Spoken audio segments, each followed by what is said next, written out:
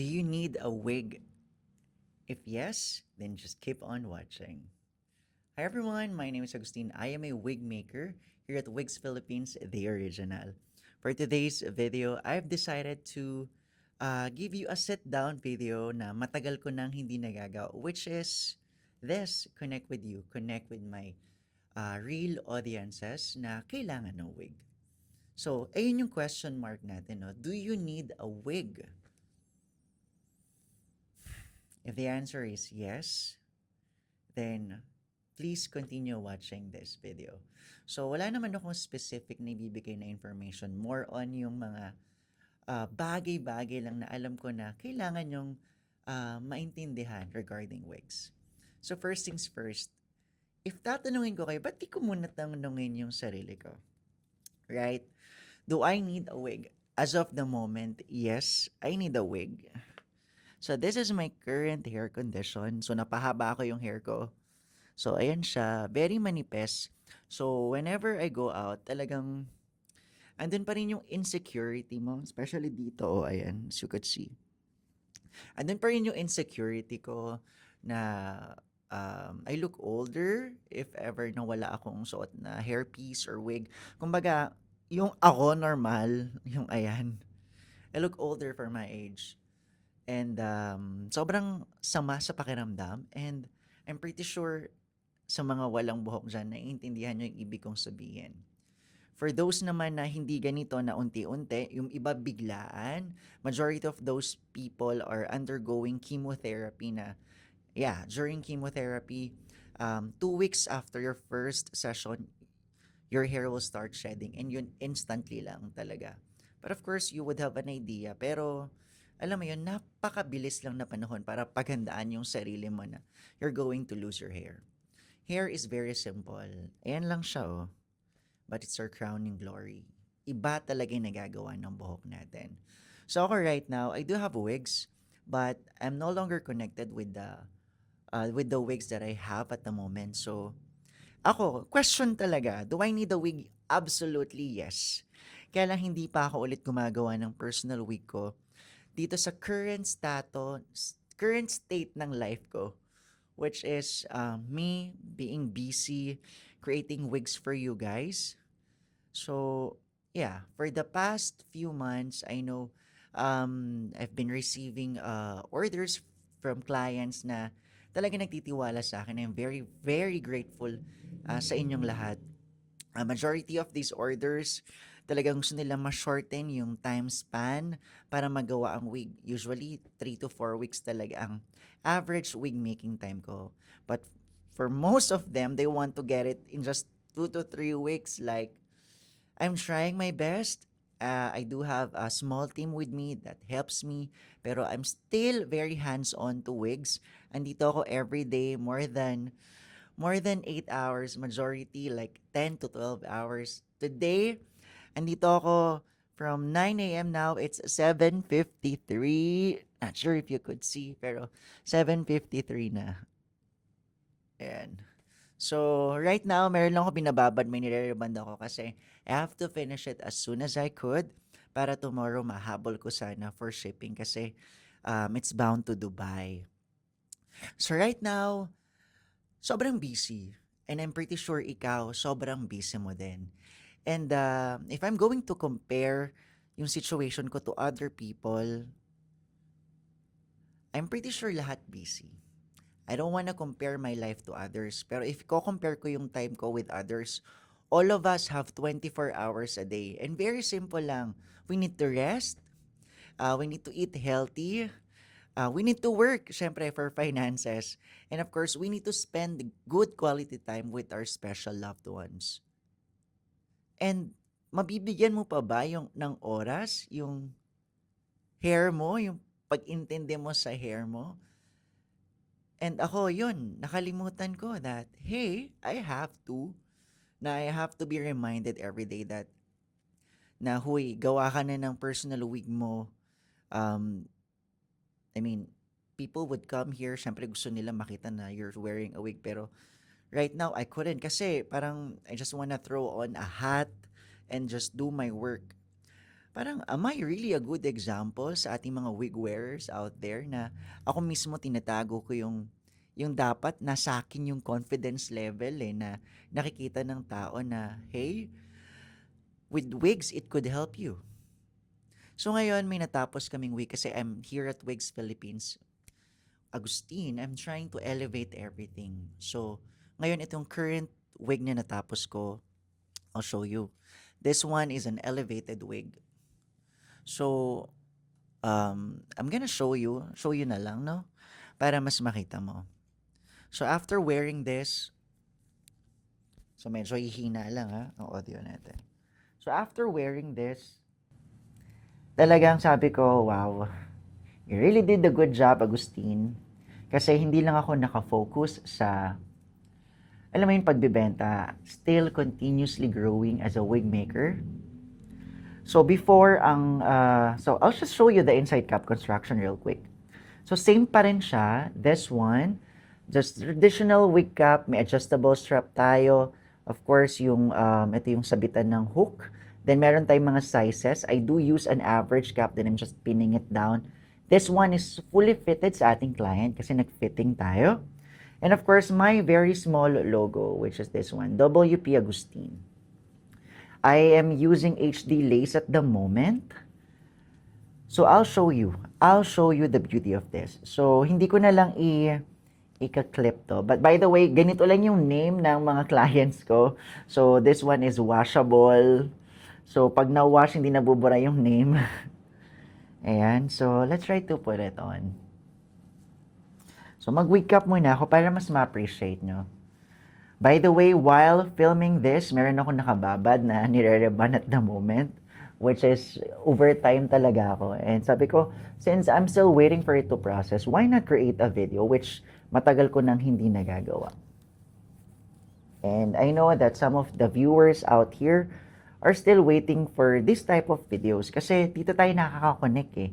Especially those people na alam natin kung ano yung pinagdadaanan ng bawat isa. And I'm pretty sure hindi nyo maririnig yung ganitong klaseng video with anyone else. So, here I am. So, let's try it on. So, ito yung bagong gawa ko. Oh my God. I'm just so proud. So, I'm wearing a nude wig cap underneath. Okay, meron lang hair na nakasabit. But, can you see the lace? It's like it's melting, no? Ayan, baba lang natin ng onte. So, nakikita niya, ayun yung wig cap ko.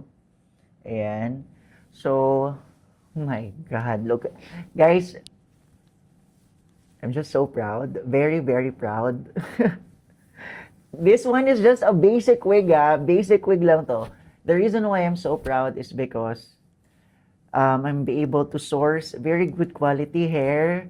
Tapos, I'm be able to give so much time and effort kasi there are people who's helping me na. And look at this, guys, the hairline. This is way better than dun sa mga nabibenta, nagagawa namin before. I have more time and oh my God. Guys, look at the hairline. Before hanggang dito lang yan But now, and this one, wala siyang glue. Tingnan mo, nakayakap siya sa ulo ko. So, even if ikat mo tong lace, may lace yan, guys, sobrang transparent lang. Meron pa. Pag kinat mo yan, hindi yan magli-lift tulad ng lace front na kailangan mong i-glue. Ito hindi. As in, tas, andito pa rin yung sa ear tabs para secure siya. Tapos, ito, niyakap ko talaga yung lace. Niyakap ko tong HD lace na to. This lace is very expensive.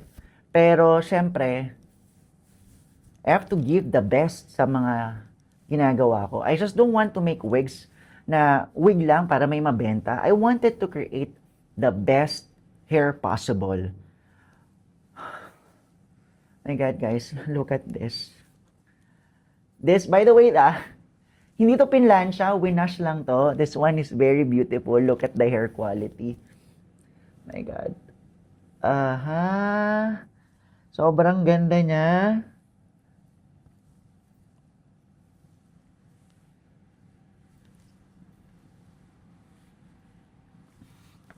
Ayan, so after finishing this, alam mo yung Yung eme ko na sa Mayahati. Ang ganda, no?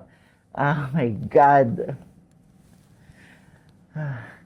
Grabe, para ko lang siyang hair. Alam mo yung parang, oh my God, napakaswerte nung mga nagpagawa nito recently. Kasi ngayon, nito ko lang talagang sobrang in-evolve yung paggawa ko ng wig. Oh my God, look at this, guys. Grabe. I'll show you the back. Teka, move lang natin to.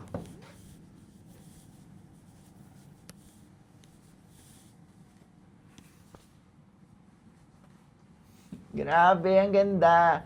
So, I'm gonna show you yung movement. You'll know if good quality yung hair, if it's moving talaga with you. This one is the right density. Density talagang. This one is natural color, pero if maarawan, medyo brownish siya. Ano may hairline, you guys? I can customize the hairline, ha? So, if ever nandito ka, I can still add few more hair here. So, for those na may mga widow speak, I could do that. Grabe.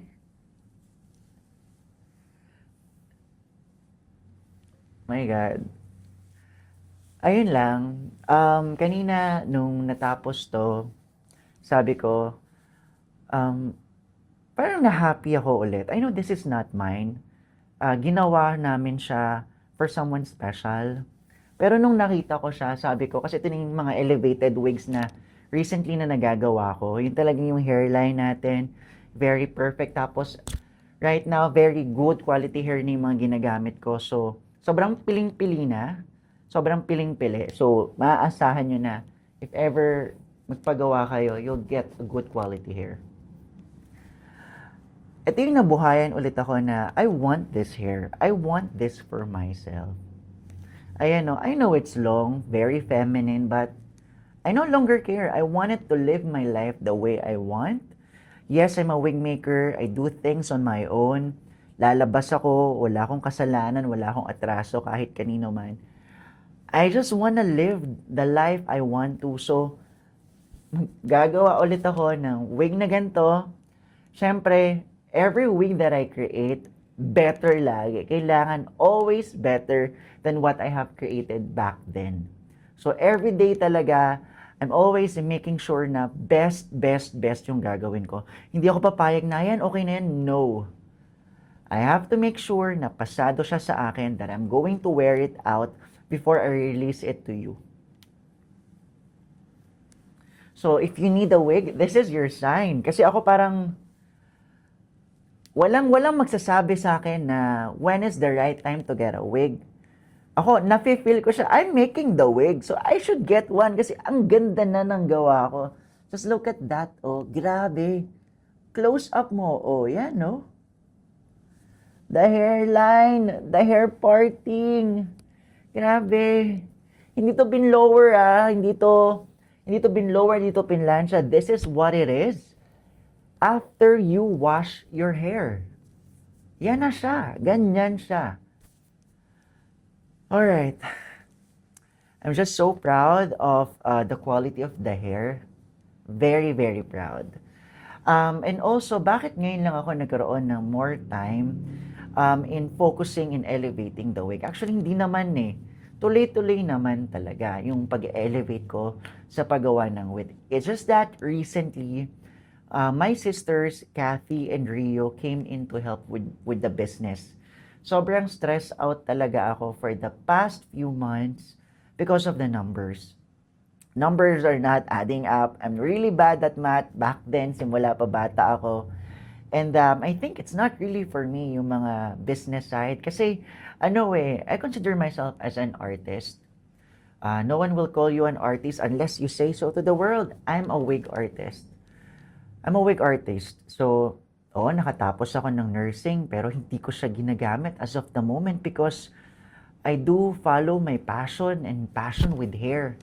And ngayon ko lang na-realize that what I'm creating is an art that is wearable, an art that would give confidence to anyone. It's like a prosthesis, pero talagang, alam mo yun, hinurma natin ng gusto. This is something I'm very, very proud to share to everyone. Yung business side, I'll just let my sisters handle that for me. Pero yung wig making process, I'm not gonna let anyone take it away from me. There are people helping me, but I'm still very, very passionate when it comes to making the wig, especially now. Especially now. Just look at that. It's so beautiful. So, yung tanong ulit earlier, yung start, do you need a wig? Of course you do. You just don't know when to get it or who to get it from. Ako, andito ako, I'm offering my service, but of course, very limited lang. Kasi, I can't divide myself. Though I have help, I'm still hands-on in making the wigs. These wigs are beautiful. Pero, heads up lang ha, if magpapagawa kayo, please don't rush. Please don't rush, alright? I'm trying my best na talagang sobrang ganda ng wig ninyo. Walang perfect wig. There will never be a perfect wig. Pero there will be a right and comfortable wig na para sa inyo. Just like this one. It looks very promising. And yung goal naman talaga natin, not for it to look stand out sa lahat. All I just want, and I'm sure you also want, is, alam mo yon, just looks natural. Natural. Just natural. Ganda oh. Actually, for films or TV, ganda rin to. Uy, huwag natin sirain because I have an incident back then when I do sponsorship sa mga big TV networks and they scammed me. Anyway, huwag natin lagyan ng bad vibes. Good vibes tayo. Ang ganda ng hair. Ang ganda ng hair.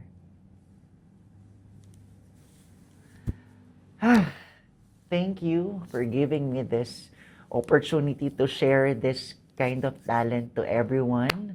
Thank you so much. Thank you, thank you, thank you. I'm just so happy right now, and yeah, these hands are amazing. Thank you, thank you, thank you. So yeah, again, my name is Agustin. I'm your wig maker here at Wigs Philippines. So if you need a fully customized bespoke wig, just contact this number or message this Facebook page. My sisters, Rio and Kathy, will be the one who's going to assist you on the business side. So ako, I'm still gonna focus on the wig making process itself. This is my calling, this is my passion, and I'll make sure to create something very wonderful for you. Right? Again, thanks for watching, and have a wonderful day. Bye!